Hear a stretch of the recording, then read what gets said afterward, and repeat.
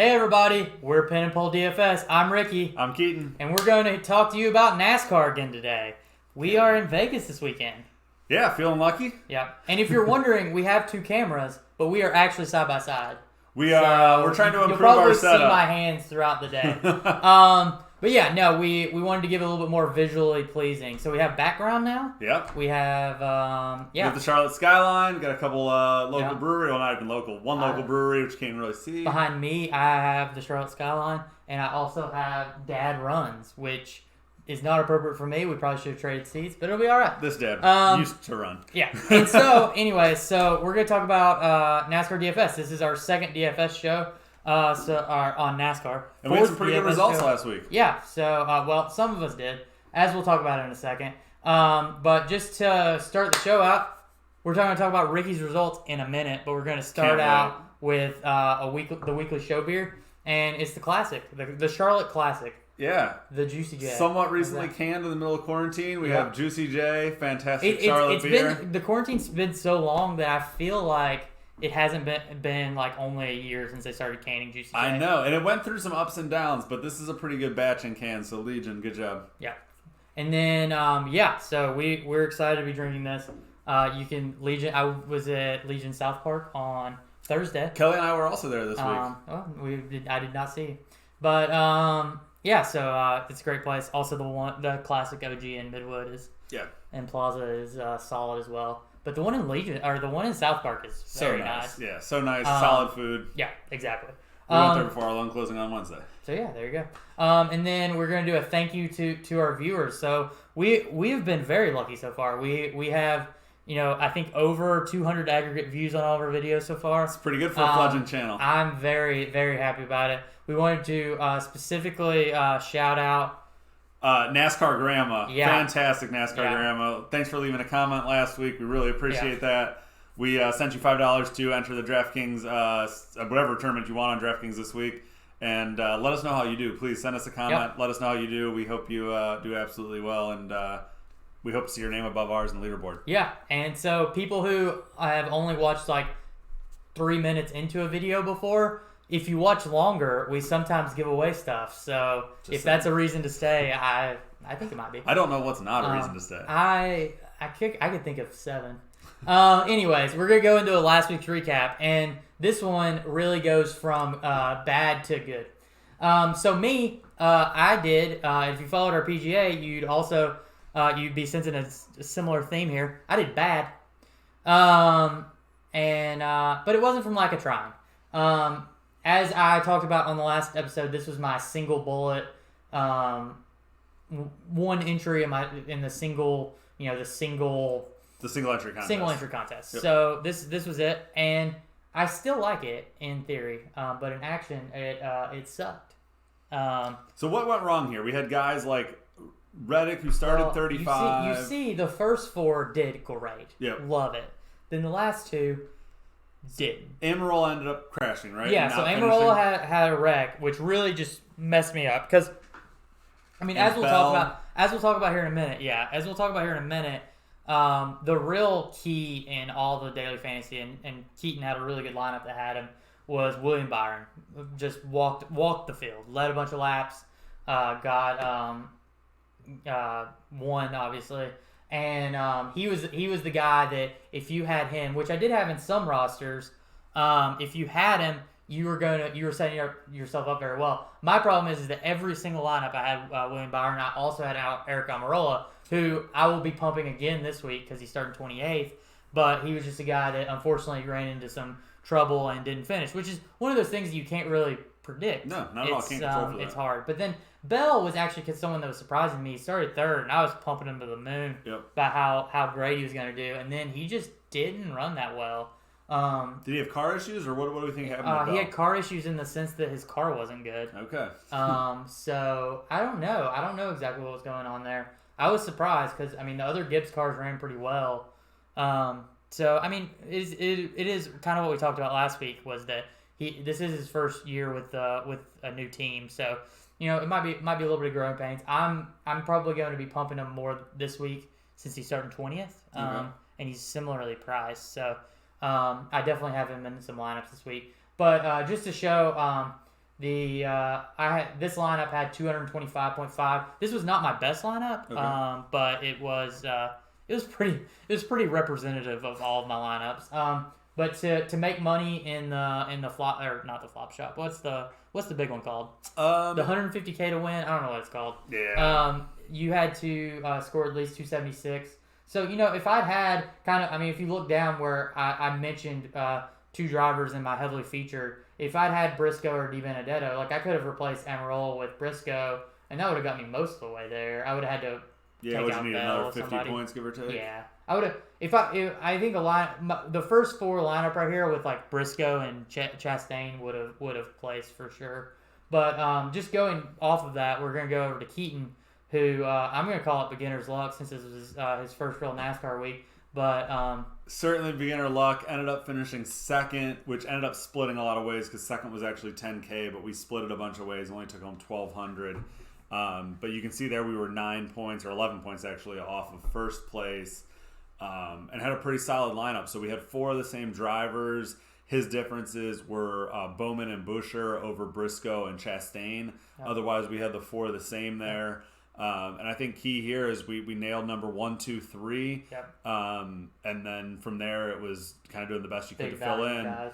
And what was funny is going into I guess almost the last lap, it must have been who was ahead of both Truex and and I don't remember who they passed.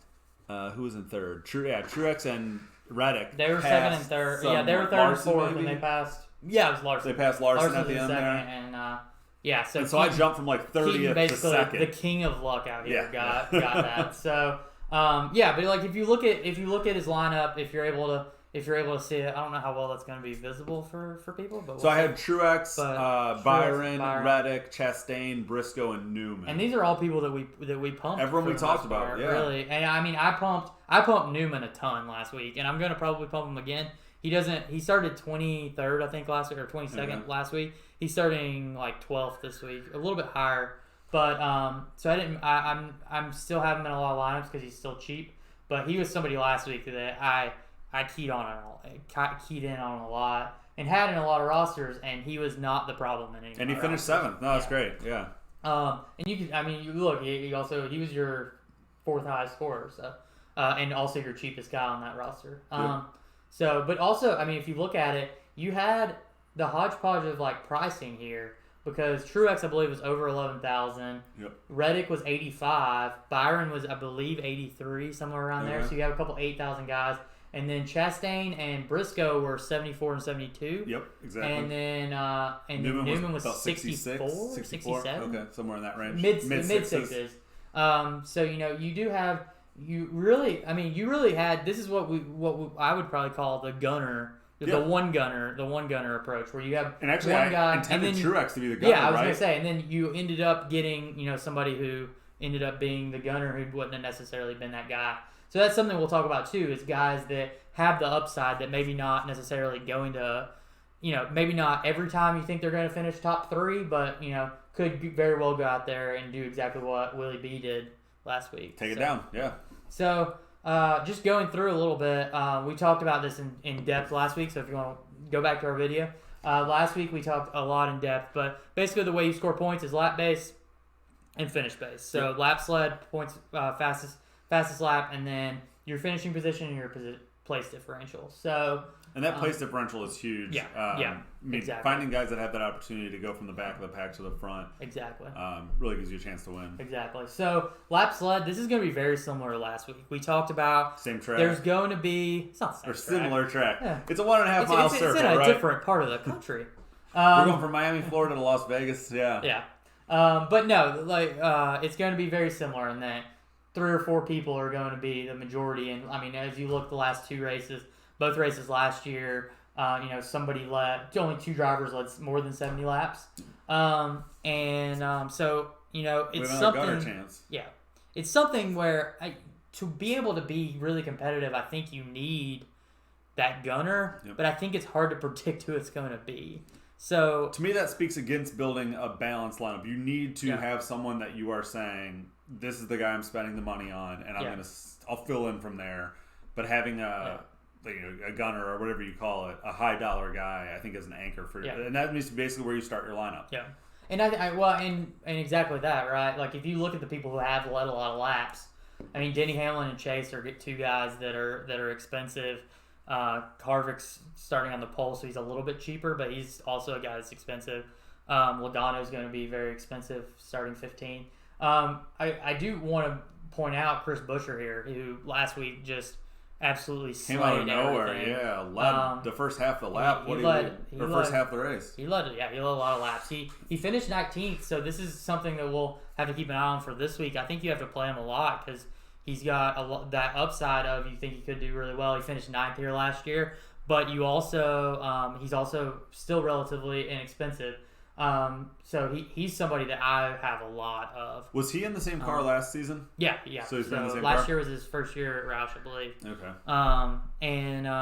So it'll be interesting to see. And another person that's interesting that I've noted, but I'm not going to be playing a lot of is Stenhouse starting, who led 30 laps last year. So I mean, if he's able to replicate that. I can't remember. How did he do last week? Did he lead any laps last week or make any splashes? He did not. I don't remember where he finished last week.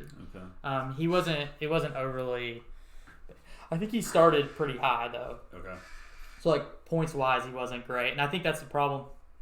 Gonna be a similar problem this week. I think he starts in the mid-teens. Okay. If I remember correctly. Limited upside for his car. So he's got limited upside, and he's not somebody that I would jump to put in the top 5. I think he's probably, he finished 3rd in the spring race last year, so he can. I'm not saying he can't, but like if I were a betting man, I would put him. And that's why we're here. So looking at these guys, is there anyone that stands out? Like to me, Joey Logano, just from a fan, I like cheering for Joey. So is there anyone there that you see that had good history here recently that's standing out to you? Knowing what I know, I really like Blaney, Okay. who's he only led 19 laps last year, but he's starting so far back. I really like Logano, like you said. He's starting 15th and could very well make it to the front and lead a lot of laps and basically be the guy that you have to have. Okay. I don't know. I don't have a lot of Chase Elliott, but I mean, he's shown the past 2 races there. He's had bad luck at the end, but he's shown he can get it to the front and lead laps. Yeah. And the Chevys were really strong last week with Byron and Larson. And the what? The blue tire with 47 yeah. to go. I mean, that's just a freak thing, I was like, the right? blue tire? Yeah. Not the red tire, the blue tire. They're not specially colored. No. Yeah, exactly. So, I mean, it was probably his race to win in the spring race last year. So, he's definitely somebody that I think I have a little bit of. I think I have a few of him as my gunner. Okay. But I probably don't have as much as I would like because I have a lot of Logano. I'm really big on Logano. He's your biggest gunner this week? I guess we'll get to your I don't know if he's my biggest breakdown here in a minute. We'll go through it and figure it out. But then fastest lap, very similar to what we talked about last week. It's really hard to guess who it's going to be. Yep. But also, I think that this might be something where you look at this and it might give you a key on who to be your gunner this year, right? Okay. Because we saw a lot of Reddick last week, and he was the guy that finished 2nd. I don't remember. I believe Denny was up there too. He didn't have as good of a day, but he still had an okay day. But I mean, if you look at this, Alex Bowman ran really, really well here last year. And I know you like Bowman as a driver, right? I really like Bowman as a driver. He's my favorite driver. And he's a guy. I think he's starting around 9th, so he may not have as much upside. But I mean, Chase is starting 9th, so he might be starting 8th or 10th, somewhere around there, around the 10th place. So he has a little bit of upside if you think he's going to be able to get up there and compete for top 3 or a win. Yeah. And but he also he could very well run 10th, and which is still fine because he's only I think he's 8,800, so he's a little bit expensive. Points 31 or whatever finishing points. So he's a little on the expensive side, but nothing crazy. Chase is right there again, like he's going to be fast. But I like Chase. I'm leaning Chase this week. I don't know why. I don't disagree. If you guys want to follow luck, I feel like Chase might be where the luck's heading this week. And I think another thing you see here though is you see 2 Hendrick cars, and after how well William Byron ran last week and how well Kyle Larson ran last week, it's really hard not to put them into your lineups as well. I've got a lot of Kyle Larson. And you can't afford all the big guys. So. Exactly. And William Byron, who is starting first, so he doesn't have that position difference. But he does have he does have the potential to get out there and lead a bunch of He'll laps. be leading laps right from the beginning. And He'll be leading laps from the beginning, yeah. Yeah, so that's definitely something to keep track of. I have a lot of Larson this week. I don't have as much Byron, which I can't really give a good reason for other than I feel like it's going to be very in vogue to be on Byron this week. I think ownership will be following the recent winner, right? Yeah. I think that's probably pretty. It's probably not a bad play, but he starts one. He has limited upside, or he starts two, right? He starts second, behind Harvick. So again, this is just finishing order. You get points, 45 for winning. It basically goes down one.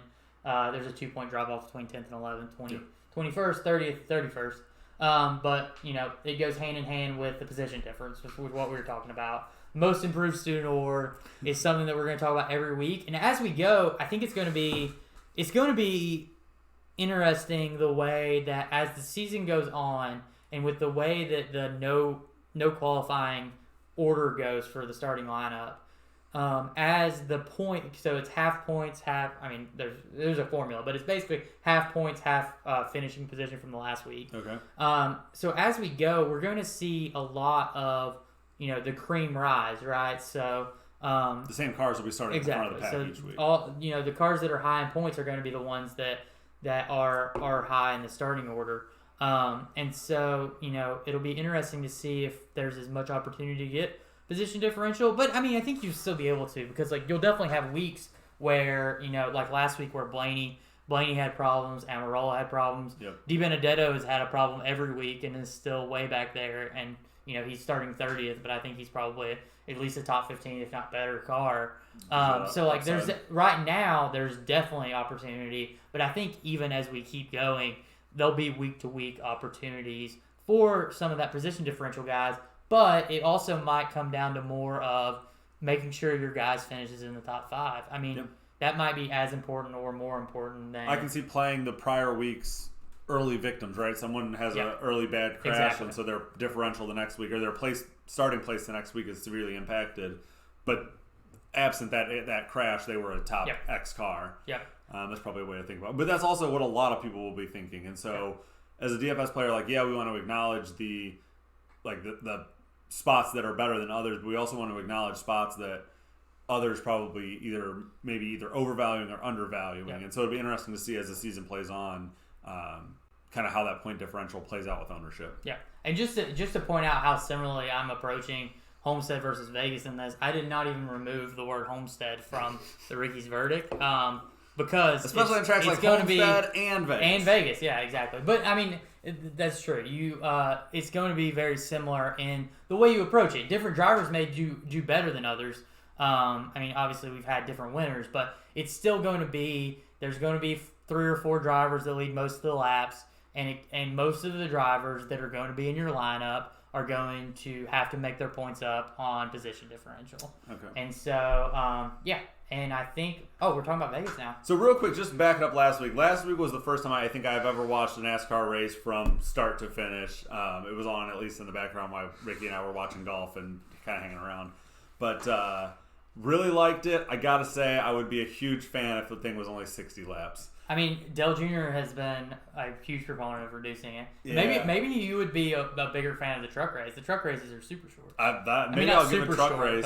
Or alternatively, come to a short track where we only run 40, 50 laps. Yeah, I love that. Because, I was into it, but in the beginning, I'm like, what am I cheering for? There's not action happening. And that was a little slow to me. But then by the end, we had 50 whatever laps. We had a couple restarts, I think. And... it was exciting. I had my guys I was cheering for, and there was, like I said, a couple passes right at the end there that really shook up the DFS finishing order. So as a fan and as a gambler on NASCAR, all for it, but going to need it to be a little shorter. That is interesting. Yeah, I saw him really come around towards the end of the race, but I'm not 100% sure it's because of the race and not just because he was doing well. Possibly also. It's fun to win, right? Yeah. So, but that's I think that's a pretty normal critique. A lot of fans and especially at mile and a half, where once on restarts are really interesting, and the long race, the way the race gets strung out and that type of thing, is interesting from the strategy point of view. But once you get spread out, you're not having passes per minute that Yeah. that you would have at a shorter track or super. We had speedway. 2, 3, 4 bunched up for a while, Yeah. or even like 3, 4, 5 were bunched up for a while. But really, like for a while, Byron was just out in front. He was working Yeah. the field, yeah. And it wasn't even as it was. I liked the Xfinity race a little bit better on Saturday, where it was one they had long green flag runs, so they were lapping everybody. There was only like 13 cars in the lead lap. But that lap cars create. We've got Xfinity going on right now, right? Xfinity's going on right now. I haven't checked because my team was doing okay. So I'm hiding from it to not look at it. Should I let you know what's going on? Yeah, you can let me know. And so just following up on this, talking about Vegas. I like to always put.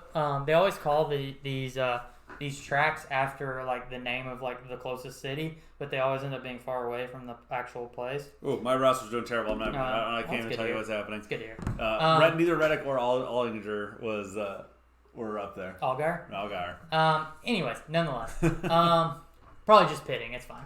But yeah, no, 15 miles from the strip. So they always claim to be cool. in the city that they are, and then they'll end up being like 15 miles away because like people don't like noise. The only thing on the Vegas Strip, sporting wise, we have the Vegas Knights Stadium now. It's pretty cool. My wife and I were down there. Yeah, Let's check out the stadium there on the strip. It's pretty cool. Not Boost Mobile? The T-Mobile. T-Mobile Arena. Yeah. It's very cool. I guess the Raiders Stadium's not too far off. Is it? I think it's pretty close. Okay, so maybe it's been built since I've been down there. Anyway, it's been a couple nonetheless, years. For racing, they don't put you close to stuff because it's very loud. Too loud. Makes sense. But anyways, it can be a really fun track. The truck race last night was really, really fun. There's 3-4 ride racing. There's enough of a groove from top to bottom, especially on restarts where you can have a lot of fun. It can obviously get strung out, kind of like we talked about last week, with any mile and a half. Any mile and a half is going to be that way, and that's why I'm going to trumpet that I prefer short tracks to mile and a halves. But neither here nor there. But that's what gives you that chance for a gunner to come out and just run 100. Exactly. So it honestly, like as far as the fantasy side goes, it makes it both easier and harder. It's a lot like I think there's a lot less people you can pick from to like do really well on these tracks because a lot of it's so car based. But anyways, yeah, I said it can be a fun track. We'll see. I'll let you know Sunday afternoon. Yeah, exactly. And then Ricky's selection strategy. If you watched last week. These are exactly the same thing, except for I moved it over a little bit and I put similar strategy to last week. But yeah, no, it's going to be the same. It's with similar track with only a couple people being the ones that lead laps. It's all going to be about the combination of finishing position and point differential or position differential. It's who you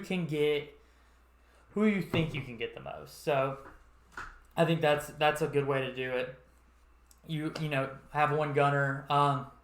We were talking about earlier how you can probably fit 2 gunners in to a lineup if you do it right. The medium priced gunners. I think you just have to be careful with the lower salary guys because they are more hit or miss. I have a lot more this week than I had last week, and I'm not sure the double gunner lineups.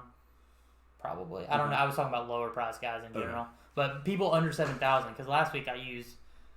Most of my lineups were over 7,000. No driver under 6. Okay. Other than under 7. No, Newman was my only one that I just pumped to the moon. Okay. And he did really well, so it's worth it. But yeah. So this week I have a few more, which we'll talk about here in a minute. But anyways, so one thing we talked about last week that I wanted to just highlight was the drivers in new rides. Okay. So Christopher Bell, like we talked about, struggled. And we liked him, which really surprised me.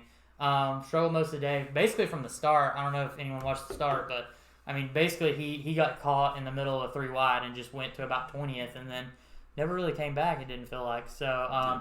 And the thing that killed him was that he started 3rd, and so his point differential was it's negative 17. So he basically had 6.45. He had one fastest lap. Yeah, pretty limited upside there. But as opposed to somebody like Chase Briscoe, who he finished 18th.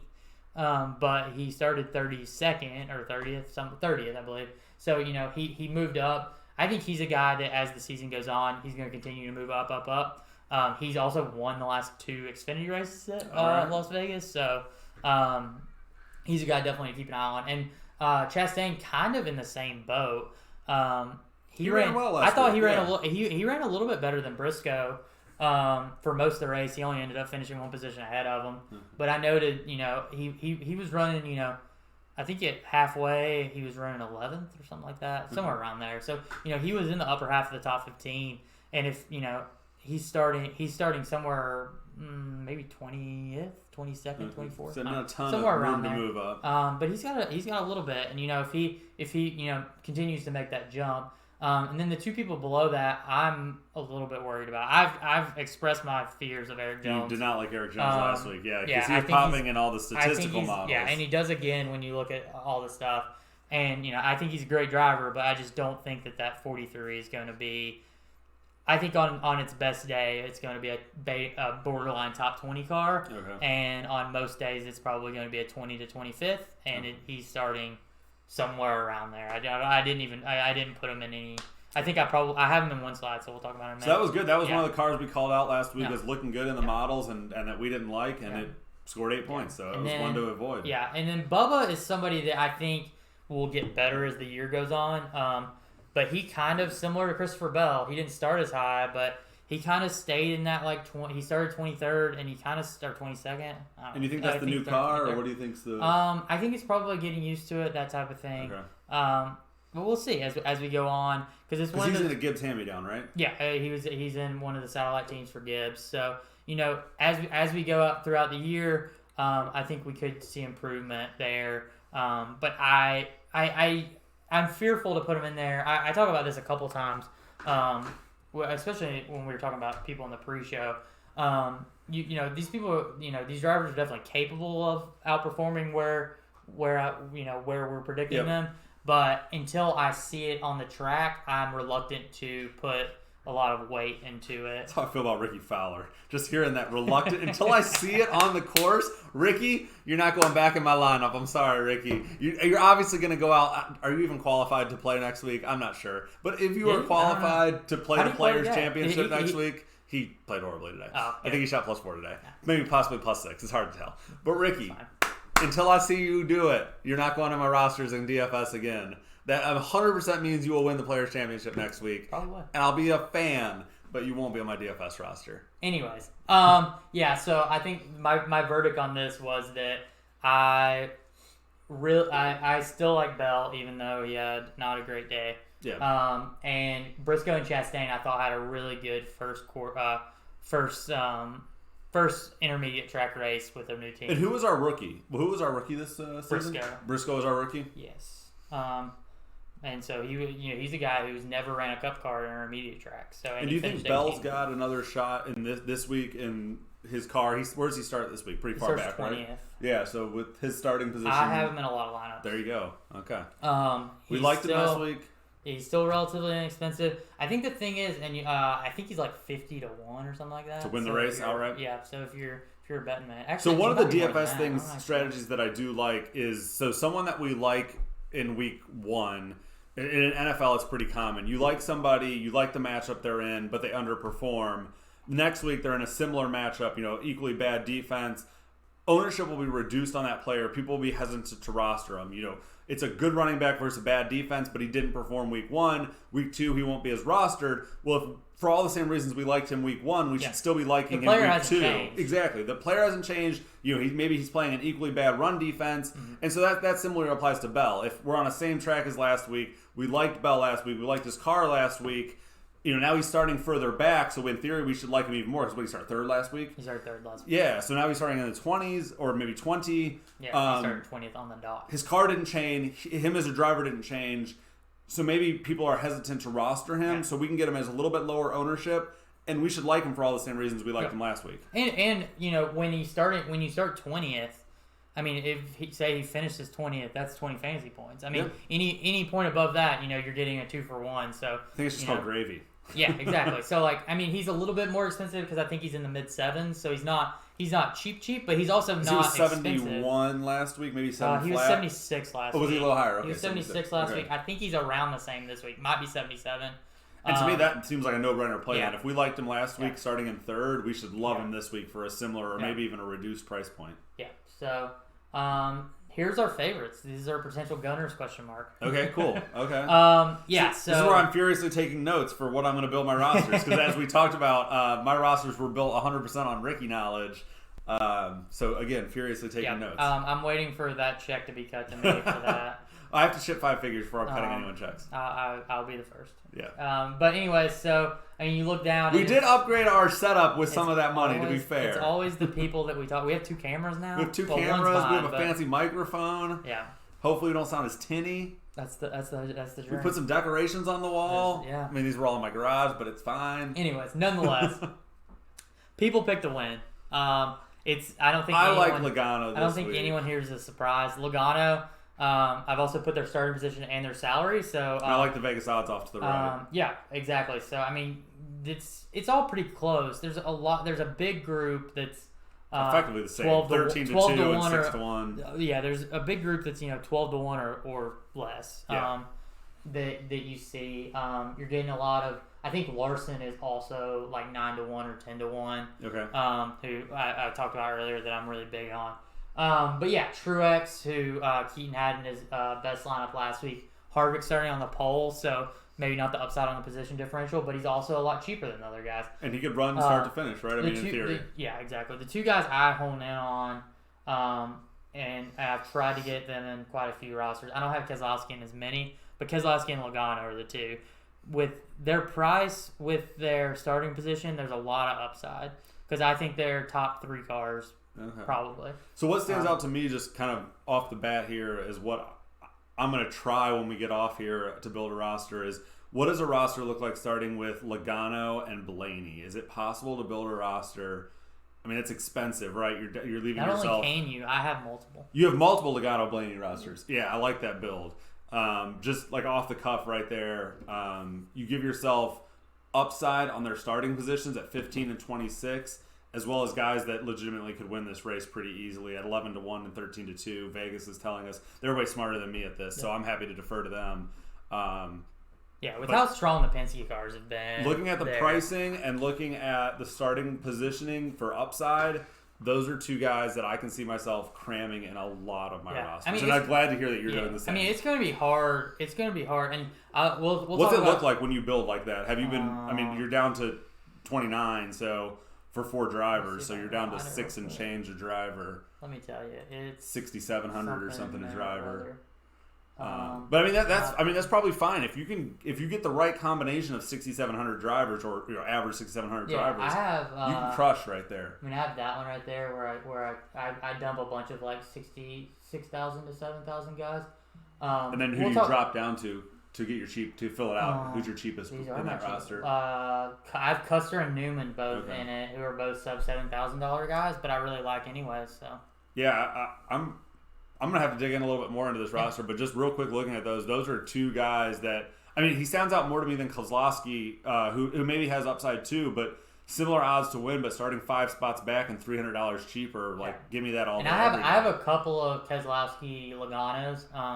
Because I got burnt last week with so much Amarola. Yeah, you have to mix it up. I've tried to be a little bit better about mixing it up. So I have a couple Logano Keselowski, and I think I have a couple or 1 or 2 Blaney Keselowski. So I mean I think that's it. And then a couple people that I noted that are kind of on the cheaper side and also the longer odds, but I think could do really well. Again, are the Hendrick cars. So Bowman and Byron.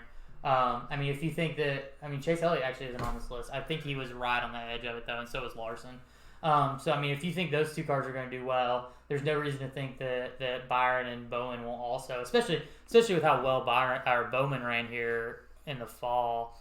I think he has a lot of value. I only have him in like 1 or 2 rosters, but. He just didn't fit your builds at that 8,800. He's kind of a weird price point. The way it came down, and I was doing this with the Xfinity. Sometimes when you're putting them together, they just don't. You don't really have that roster where you get the right thing where you just need an 8,800 guy. Yeah, sometimes that's not a range that you fall into. That makes sense. So, but yeah, I'm big on the Penske cars and the Hendrick cars this week. But I've always been wrong. Anyways, moving on. This is Vegas drivers since 2018, the beginning of 2018. So I think that's 4 races. Could be wrong. Spring and fall. That makes sense. maybe 6 races because it's February 2018. Did we take any time off for COVID? They ran 2 races last year. Oh, okay. Or did they run 1? No, they ran 2. They ran before the shutdown, and they ran 1 after. Cool. Anyways, so 5 or 6 races, so a little bit more of a sample size than last year or than last week where I just had 3. Yep. But I found this cool site. It's called driversaverages.com, I believe it was. Okay. It will show you specific tracks, recently, career, that type of thing. I like to look at recent just because sometimes you can get some skewed with drivers that have been around for a long time, and then have changed teams and that type of thing. But anyways, if you look at this, it's based on their average finish and their starting position on Sunday. So the points they would get based on their average finish, and then their position differential based on their average finish. Okay. And so the top 5 guys are guys we were talking about right there. Blaney, Logano, Keselowski are the top 3. Yep. Points getters. Di Benedetto, who I'm a huge fan of, that's a Penske satellite team, so it's also going to be good. He's starting 30th, and he at 9,000. I think there's a lot of value there. Did he crash last week? Why is he starting so far back? Because we liked him last week as well, right? Week, yeah. Okay. But yeah, he's and had Kyle Busch, not Kurt Busch. He's had some bad luck. Kyle Busch, yeah. Kurt Busch is definitely in some of my lineups. Definitely will come up here at some point. I actually am a little bit surprised he's not with winning in the fall. But anyways, yeah. I mean, I think there's less. As you can see, there's less of a point differential. So last week, if you remember, Reddick was so high. Yeah, he was like a no-brainer play of the week. Yeah, he was. I mean, based on his finishing position, like last race and starting so far back, that if he ran half as well as he did in the fall, then he was going to just kill it this time. Return value, and guess what? He finished second. Yeah, so he killed it. He did. Is there anyone like there standing out? There's no one you're saying that's like the absolute... Blaney, but also Reddick was 8,500 last week. Yep. Like, you could find Reddick in basically any lineup with other people. Yep. I don't see it as much this week. I think Di Benedetto is a good play. I think he's a top 15, maybe even top 10 car. Okay. So I think there's tons of upside there. Is he your highest owned driver this week? Highest owned? I think Blaney's going to be highest owned. Highest owned, okay. Oh, mine? I have no idea. Off the top of my head. It's at the end of this okay, we'll get there. Spoiler alert, stay tuned. Di Benedetto is not the highest, but he's pretty high up there on my ownership. I think I ended up having to fade him on a couple of them. Just because of that price point at 9,000 makes sense. And anyway, so value-wise, so this is their points that we just talked about, their price divided by their points. Okay. And so the value comes through with a lot of the same drivers, actually. So you got Blaney, you like to see that value and Logano. high end. Yeah. Those are the guys you want to get in your rosters. Yeah, and those are guys that I have got. Busher, again, we talked about. If he comes out and is half as good as he was for the first part of the race last week, then he's going to be well worth the $6,400 for him. I have him in a lot of rosters. I mean, so are you using Corey LaJoie to round out a lot of your LaJoie? That's the stuff you get right here when I don't know NASCAR drivers. I actually don't have a ton of LaJoie. Okay. I actually don't know if I have any LaJoie. He popped on the value, and you just don't like his car, or what don't you like about him?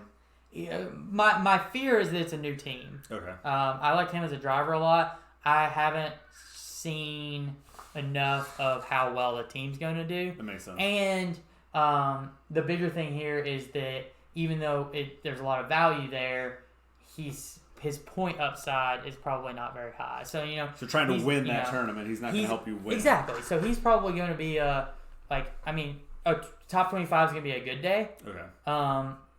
And if he finishes 25th, then that's only 23 points, something like that. And you see that I have the average points on the side, and he's substantially less than the other people. So that Di Benedetto is still popping in my mind. Yeah. Di Benedetto is somebody that I am super high on. I wonder if you can fit a roster of Logano, Di Benedetto, and who did we talk about in the prior slot? Blaney. I may or may not have. Because that's an expensive team right there. You don't have a lot of money to spend on your other 3 drivers. Yeah. I don't know if I did or not, but I got a bunch of good people in mind. But those might be guys you mix and match 2 of the 3 exactly. type deal. And I think I definitely have a lot of rosters where I kind of interchange those guys.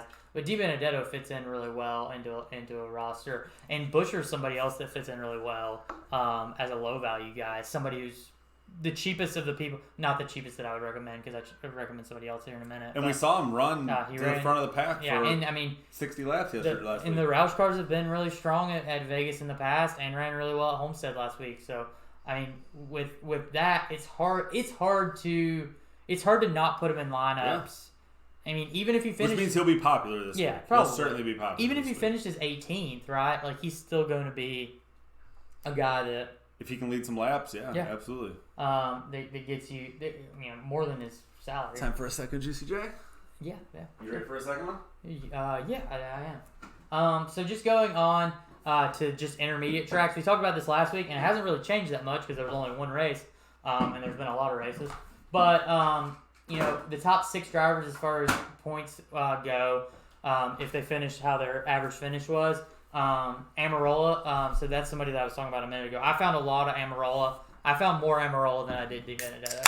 Okay. And I don't have a good reason why. I just think... I mean, 8,600 is still expensive for... Sometimes I just feel it. Okay. And that's a lot of DFS, yeah. I mean, and with the way that Harvick ran, and the way that Amarola's ran, especially not this season so far, but the end of last year, he was so good. I definitely think he's somebody that I found in a lot of rosters. But again, it's the same. And maybe a poor showing last week will keep ownership down on him, although a lower starting position. A lot of value, yeah. Yeah, it feels like it's going to be hard for folks to disregard him. Yeah, and just like going a little bit more there. But if you look down, I mean, we've got Eric Jones, who we talked about before. I'm going to stop putting him in. We don't like him, right? Until he runs better than around 20th. No, I think we keep him here because it's fair to be transparent, right? Yeah. I mean, this is what our model shows us, and Ricky's telling you why he doesn't like him. I don't know any better, and I probably would have rostered him all week if it weren't for Ricky telling me he just needs to see it from this guy before he rosters him. Not very much. And I would have made $0 instead of $1,200. Yeah. I mean, so I actually didn't see how much he was owned in any because I didn't have him. I would have to check his ownership. I go back and look. But anyways, then you see the bottom 4, the same people that have been showing up over and over again. Guys that pop. You're going to get the same thing. Value side, you're going to these are the kind of guys we're filling out the roster with. Not necessarily because these are just points per dollar. No, this is the points per dollar still. Gotcha. So I mean, you're getting again Blaney and Logano are there again. I mean, it's like you talked about. It's hard not to find them into a roster. Yep. I'm glad to see him following up here too. In my initial feel off looking at the Vegas odds was to roster them. Well, I mean, they've been in basically every side so far. Yeah, they're there. Some people that I like also Amarola again up there.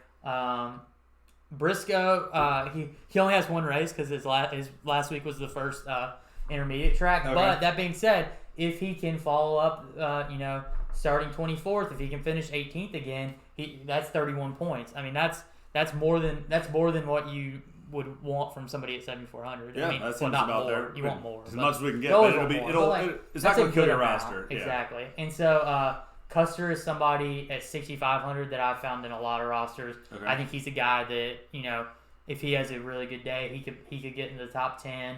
And if he does that, he's going to paying kill for himself salary. times 10. Yeah.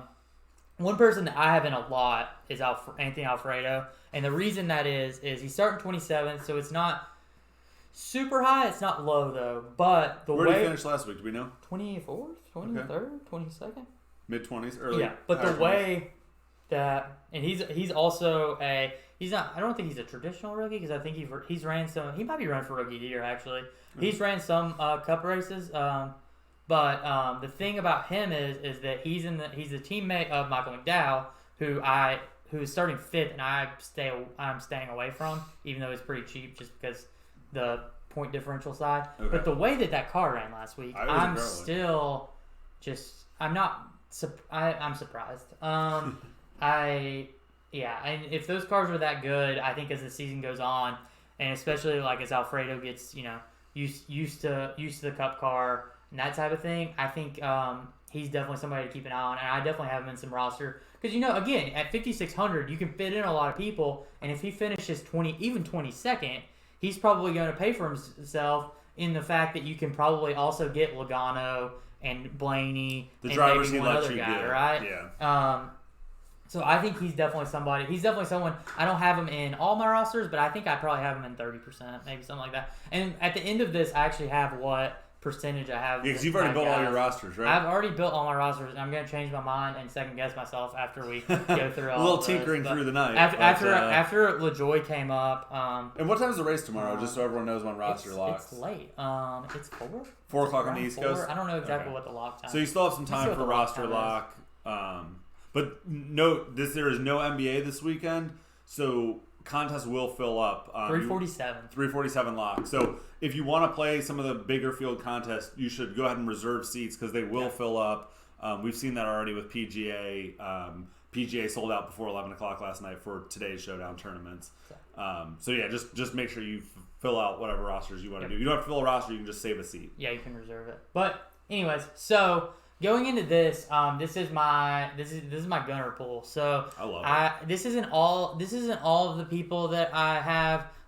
We'll see on the next slide. I have a couple people that are more on the more expensive side, like Blaney in my normal pool, because I think Blaney is such a no-brainer that even if you don't think he's going to win, I think he's still a guy that you need to roster. Okay. But even not as a traditional gunner, exactly. just as a value player. And so these are guys that I would target as a gunner. And you'll see, I don't have all of them. I don't think I have a Hamlin lineup. Do you have a favorite out of this list? I really like Larson. Okay. It's to win. Period. Yeah. I really like Larson. Okay. He's starting a little high, but also means he's cheaper. I definitely have a few Larson lineups. I love Logano, like we talked about. I mean, as far as value and potential to win, I think he's super high. Okay. And then Kyle Busch is really similar in that because he's starting 14. He's got a little bit more inflated price tag as well. He's a little bit more expensive. But yeah, so somebody that I don't have in as much as I really probably should have was Chase Elliott. As somebody who led a bunch of laps the last 2 races here. He didn't pop on any of the statistic stuff, but that's mostly just because he had bad luck with that at 47th Vegas blown tire. Yeah. Had he won that race or finished top 5 in that race, he probably looked different. And the fall race was very similar. I don't think he blew a tire, but he fell off towards the end, even though he won the second stage, and then I'm not sure exactly what happened, but he fell off a little bit. And you said he's a perennial fan favorite, right? Yeah, exactly. So that's something that also that factors into ownership. People just like to roster their guys they like, right? So maybe that's someone I'll stay away from. Yeah. It's hard to say that when he's had the great history he's had here, but I mean, I think if he's going to be overowned. I think the hard part here in this is that I think you're going to see a lot of ownership of Kyle Busch, Logano, probably Keselowski, probably Byron. Who do you think up there is the lowest owned guy? Who comes in the least rostered? Bowman? And so I guess to me I want to build a Bowman, maybe Bowman Blaney lineup. Yeah, I mean I think I have one. Yeah. Bowman you think comes in the least owned because of what? What makes you think he comes in the least owned? He's not splashy. He's not splashy. I could see Hamlin coming in. But he can win the race, right? I mean, exactly. He's got as much chance as these other guys. Yeah, I think Byron's going to come in pretty heavy on because how well he ran last week. Okay. I think Hamlin's going to come in pretty well on just because he normally is. Hamlin. And I think Larson's going to come in heavy owned. Harvick starting first is probably going to come in heavy owned. Logano and Keselowski for the reasons we talked about. Elliott and Kyle Busch. I mean, yeah. So all these guys are pretty high owned, but if you had to choose one, you think Bowman might be the least of this group. That would be my pick. That would be my guess, but I mean, we'll see once it starts. But I might be heavy Bowman this week. He's a guy that ran really well here last year, but didn't win, didn't. And he's starting where for that 8,800 price tag? He must be starting pretty high. He's starting 8th or 9th. Yeah, that makes sense. Maybe 10th, not greater than 10. And so he's not. He doesn't have that point differential upside, but if he's the gunner, goes then out and he's wins the gunner. it. Yeah. That's why I don't have it in as many rosters as some other people, but I definitely have him in quite a few. And then this is my non-gunner pool. Like I said, I have Logano, Blaney, and Kyle Busch, all 3 in this, because I would just put them in any roster, even if I don't think they're going to win, because I think they're going to finish in the top 5, top 10. And if they finish in the top 5, if Blaney finishes in the top 10, he pays for himself. Yep. Like Logano probably needs to finish in the top 5 to be worth paying $10,000 for. But I don't know. But if you look at all this, I mean, we have more guys under 7,000. So the green is literally just price. So green is cheaper. Okay. So you have, Alfredo, Buescher, Custer, Newman, who we talked about. Newman, who, the man's a machine. But he's starting a little bit higher this week. I think he's starting like 12th. Okay. So he doesn't have as much upside, but at 6,700, he still found my lineup a lot because, I think he's going to be battling for a top 10, which he did last week. It's a lot of the same drivers we had last week. A lot of the same guys. And that's going to be the same. That's going to be the same thing week to week. Just varying degrees. But it makes sense with the same track. Or similar type track. It's still not the same track. I want it to be the same track. No, Back at Homestead. Back at Homestead. Reddick and Dillon are in my pool, but I don't find them a lot. Okay. As opposed to last week where I found them where Reddick as was much in as possible. Yeah. And Austin Dillon was as well, and he ran really well. Kurt Busch is somebody who I did not. He was kind of a borderline guy last week because of his starting position. I didn't roster him any, but then he finished 8th, so he probably paid for himself. Yeah, I saw him in some high placing rosters. But so I have him in this week because I think he's going to do, have the potential to do even better with winning last year. And he showed that this year his car's running good. That's also something interesting to watch. Is like at the beginning of the year, like whether or not it's going to be the same status quo of the same teams are good, or if there's going to be a little bit of variety. I didn't see who put in work in the offseason. I didn't see anything last week that made me think anything was going to be crazy different. But I was very impressed by the Chevys in general. I thought they performed really, really well. It could have just been because Byron just destroyed people, but Larson ran really well. But anyways, here my highlight. Who was our wall rider from last week? Larson. Was that Larson? Okay. Yeah. But then the problem with that was, well, it wasn't a problem, but the way that the track was handling the top line didn't come in until the end, and the guy that would benefited the most from that was Reddick. There at that he was last so plate good pass. at it, yeah. Anyway, so this is my driver distribution. As you can see, some of those lower guys I'm pumping heavy. I have Harvick didn't make any lineups. Neither did Byron. Any of my lineups. Neither did Byron. And then our golden boy from last week, Reddick, in 5%. He's just made one of your lineups. He was, he was a golden boy last week. Yeah, but he's also starting out this week. Yeah, and this week's golden boy looks like his Amarola. I am heavy on Amarola. I feel like it might be a little bit too heavy, but I think he's due, so it'll be okay. If he has a good showing, you're looking to be. You got some good positions. And then you look at the bottom. So this is based on price. So lowest price at the top, highest price at the bottom. Logano's your heaviest gunner then. Maybe Blaney and Kyle Busch. Probably those two at the bottom that are 10. Well, I was looking at true gunners because Blaney's not that expensive. He's medium priced. Oh yeah. Kyle Busch is in the. Yeah. This is not in any way based on price. Okay. It's close to. It's semi-price based. I don't know how the bottom ended up being, but I guess that's true because Alfredo is super cheap, so that might actually be. Actually, I think it is. Yeah, it might be price. I just don't have anybody else. Blaney's the last one, and then I don't have anyone because I don't have Truex any. Okay. And the thing about it is that I think again that's what we talked about last week is you have to make choices. You do where absolutely.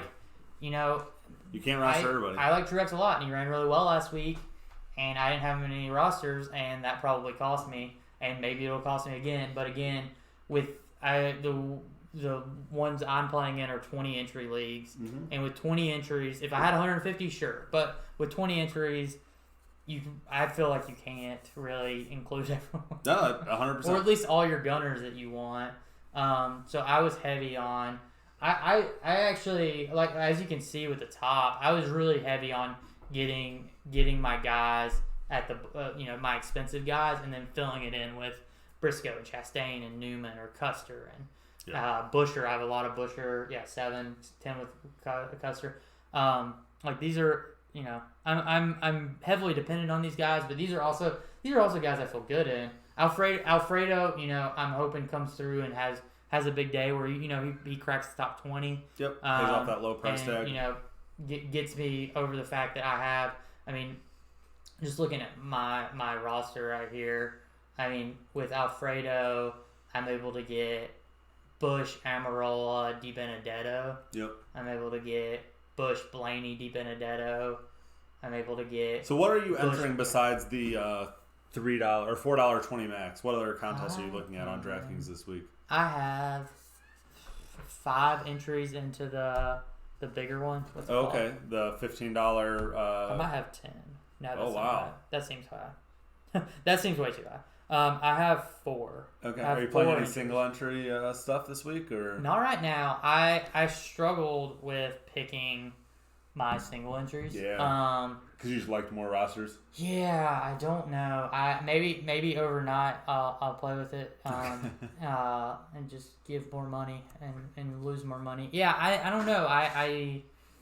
I'm on the fence. I can't figure out what roster I like the most. Well, yeah. So maybe I will. Maybe we'll see what's open and what that type of thing is. But yeah, I don't know. I think that's our last slide here. But I mean, if you what are your takeaways? Because I mean, we talked about this earlier, and you watched last week, but like you haven't done your rosters yet. Yeah, I want to look back at ownership from last week. I think ownership's going to be really interesting for the expensive guys up top.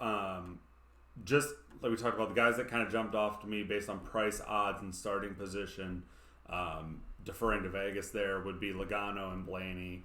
I think it was interesting that we also saw Blaney and Logano pop across most of like your models, Yep. Which really matches up with what Vegas says, and if Which course always history makes you feel plus pretty Vegas, good. yeah, right. If course history plus Vegas says that's the most likely outcome, I think that's probably the most likely outcome.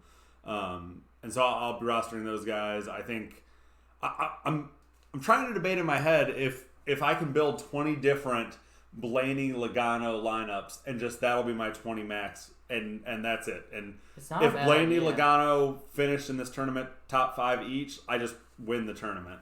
So that's interesting. I may build 20 Blaney Logano lineups. I don't think that's a bad route. I mean, I have a good amount of Blaney Logano lineups. I have a little bit more Kyle Busch than Logano, and I can't tell you why, other than it's just how it ended up being. I think Kyle Busch is going to pop off one week. He started to last week. And I was gonna say he ran well in trucks, but that doesn't matter. He always runs good in trucks. But no, like I might have some Elliott too. Looking at honestly, have part of me one- wants to have just one build Chase. the guys that you have low ownership here. Just like I know this probably isn't true, but assuming you are a proxy for the field, I would want to build Hamlin lineups. I would want to build Harvick lineups.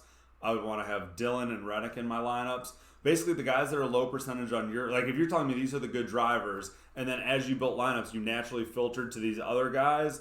I probably want to naturally filter to the low-owned guys on this list. So next week when Keaton wins everything and I lose again, Our it show will be be switched to because Fading we did Ricky. the opposite. Yeah, we'll just literally just be like, here's my picks for the week, and here's who you should pick because I don't know what I'm doing. But I think there's value in the way your rosters naturally sort of shake out as you built 20 rosters naturally. As your ownership fell, I think that's probably similarly how other people will be having ownership fall. And ownership I appreciate in DFS, you thinking that I'm the average person. or you're probably slightly more knowledgeable than the average person, so this might be a slightly sharper breakdown than the average person. But even if this is a slightly sharper breakdown, what that tells me is I should be hitting the areas you're low on, and then I should be hitting the areas you're high on. Deferring to your sharpness in things like Amarola, deferring to your sharpness in Briscoe, things like that, but then taking a gamble on some of the Harvicks, Hamlins, guys that are lower owned for you. Yeah, I mean, I think Elliott's. Yeah, I don't know. I struggle throughout, and you see it with my ones, right? There was people that I wanted to be in my roster, but I couldn't find them in the roster. Like, I couldn't find them in. Where do like, you a given start when lineup. you build? Do you start at the most expensive guys, or are you starting at value plays? So most of the time, the way I do it is I start with the guys. So I say, hey, I want this many Logano lineups or that type of thing, and so I try to start there, where I start with like maybe a top guy or probably a guy that's going to be heavy in my lineups anyways, and then fill it out. And so you sometimes, usually are starting with that gunner. Sometimes I'll do like start with 2, right? So like if I want a Blaney Logano, and then fill out what that looks like to me, or like that type of thing. I don't start at the bottom very often. Sometimes I'll do a couple rosters where like it's really like the middle. Which is probably rare for a lot of people. I think that's probably the way you get unique. I'm trying on that, but I still kind of go with a gunner. But I think I try to go for somebody who is in the middle that could be a gunner. Kind of how Byron was last week, right? So Yeah, but anyways, I think that's gonna be it for today. Sounds good. I think we really like. We're excited to watch the race, and we're excited to hopefully win some money. Fingers crossed. NASCAR Grandma, good luck. Yeah, make sure to like and subscribe, everybody. We really appreciate everyone watching, and we'll see you next time. The next one will be Tuesday. For PGA, yeah, we have PGA. a big tournament with the Players Championship. Ha!